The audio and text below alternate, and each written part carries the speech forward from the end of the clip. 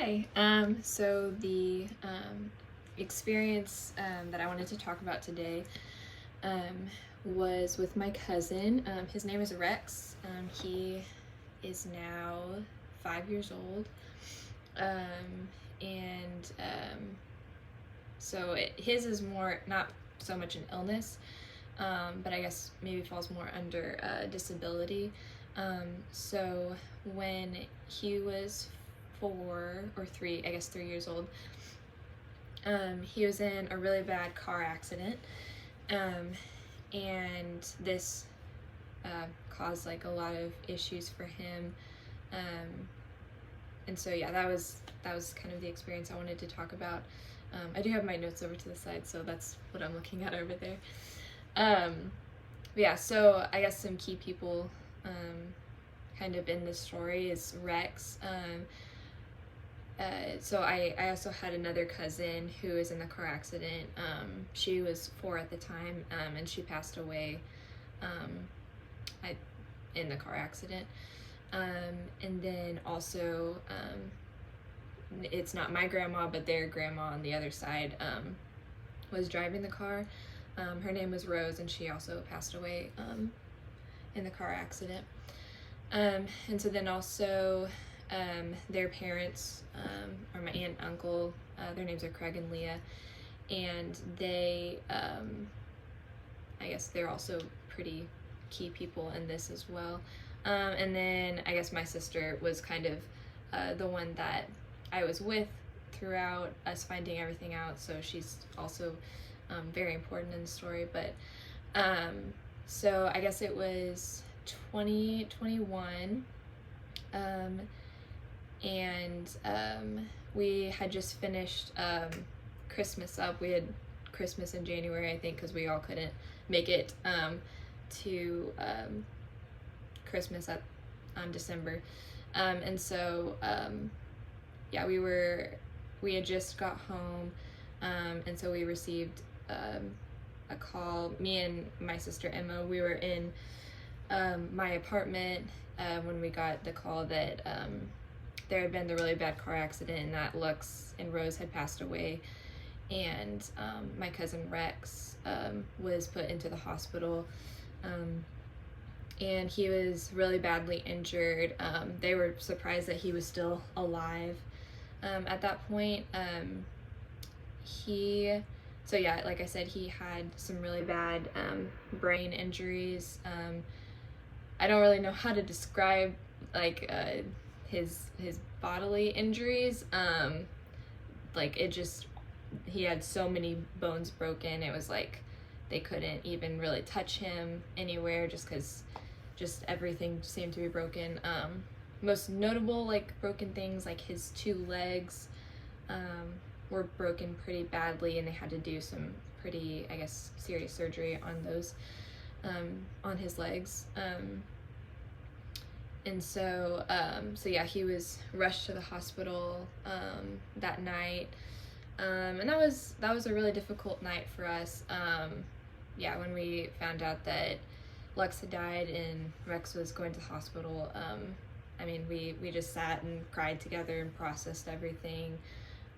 We weren't really sure if Rex was going to make it, but so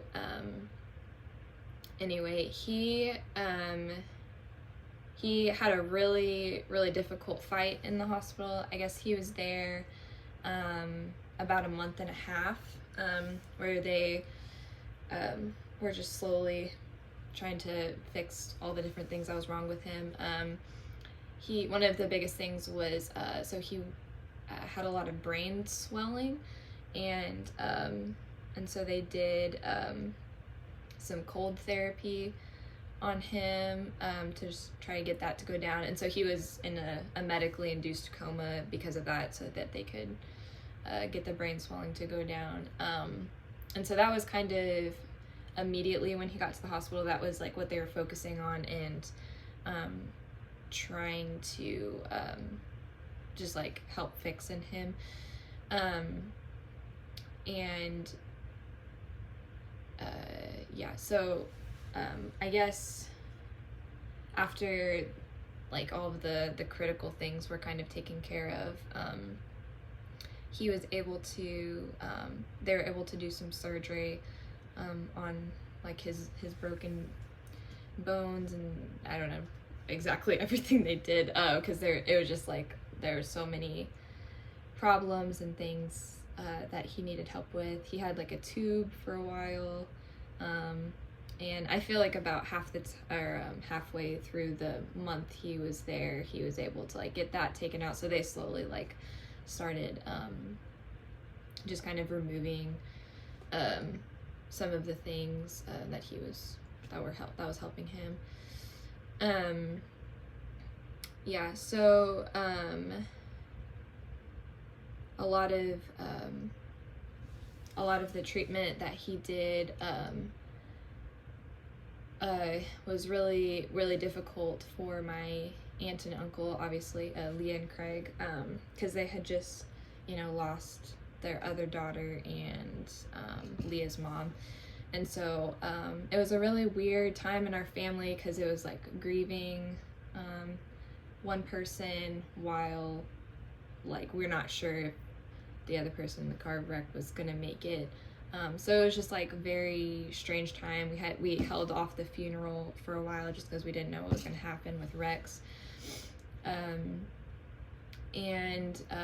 So another thing, like during this time, we didn't really get to have much contact with any of the medical staff or anything like that, because it was just kind of around COVID, and so we weren't allowed to see him or really interact with anybody. Craig and Leah really had to fight to get both of them to be in the room together, because like the rule was, I guess, only one person could be in the room. So the doctors were very gracious to them, and they allowed both of them to be in the room together. But I think that was kind of a continual thing they had to fight, because just like nurses and things would come in and be like, oh, one of you needs to leave. And so I think that was like a pretty big deal for them, and it was really hard on us and just the rest of my family that none of us could see him, or we just didn't know a lot what was going on. And I think at one point, my dad's a pastor, and I think that they allowed him to come into the room too, just to like, I pray over him or something. I don't know, I guess just because he was a pastor, they let him do that. So even though like there were really strict rules, from what I could tell and from what I heard, the people that were working with him were really gracious and kind of bent some of the rules so that like our family, things could be easier on us. And I think they knew our situation with my cousin dying and everything. Yeah, so while he was there, and he started to progress a little bit, he was able to start doing some physical therapy whenever they were able to like wake him up and take his tube out, and when he was a little bit more mobile, I guess.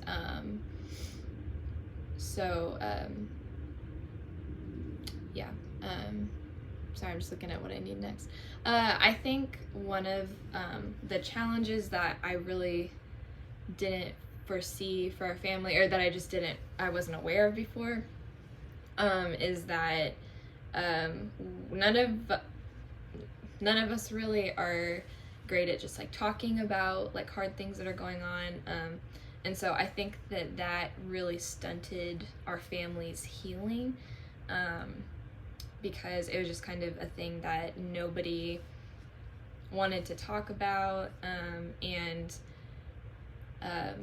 it's just hard as Rex is, going through all these treatments. It's just kind of a reminder that Lux and Rose died, and so I think that also was just like a hard thing to navigate, and especially when no one wants to talk about it. And I would say we're like just a very like jokey family, and so yeah, just like a lot of really weird jokes being made, like inappropriate jokes, I would say. And so that was, yeah, just like a weird thing. And I would say that there's still a lot of healing that needs to be done in my family revolving around that. Because my grandma, she won't really talk about anything that happened. I even asked her for some information for this presentation, and she said she didn't want to talk to me about it. And so it's still like a very just like touchy subject, and yeah, so that was kind of a challenge that I didn't foresee happening for us, but yeah, it was really hard. I do think one of the strengths that I saw was I mean, so even though there's like positives and negatives to just like joking and making light of things, I think that while it did probably stunt us a little bit, it really did kind of unify us, because we're all Christians, and so we I think like just focusing on our hope and things like that was like really helpful, and just staying a little bit more optimistic. I think that was a strength that we did have during that time.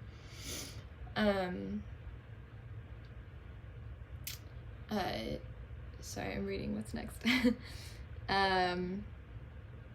So I think that if a MedFT was involved, I think that would have helped a lot. Just because my aunt and uncle did not know how to process anything that was going on. And I don't think they really had anyone to talk to, because they would just sit in his room all day long by themselves, like, having some contact with like nurses and doctors and things like that. But yeah, I think that would have changed a lot for them. And yeah, my aunt is like very obviously still like just has not done any work like around grief or losing her mom and her daughter.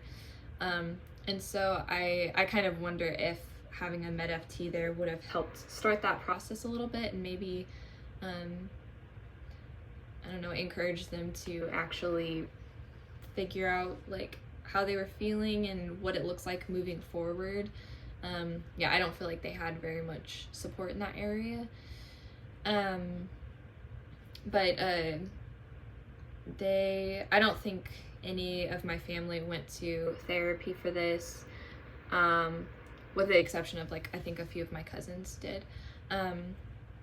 But Rex was able to do, I think I heard that he had a physical therapist that really helped him just become more mobile. He's able to like walk and talk now. I don't think you would really know that he like went through some serious brain trauma and like everything he did, because he's made like a lot of progress. He's doing really well. But he still has that trauma, and because I think he went to therapy like maybe twice, so just very sporadic, and like it was mostly I think helpful for my uncle to kind of just know, have more compassion for him and understand the things he's going through. But I think that obviously would have been really helpful for him, and still would be helpful for him, because he struggles a lot like with anger, and just different like situations are really big triggers for him. He often like would talk about Lux and like the car accident and things like that, but like, and just didn't understand like what was happening really. And so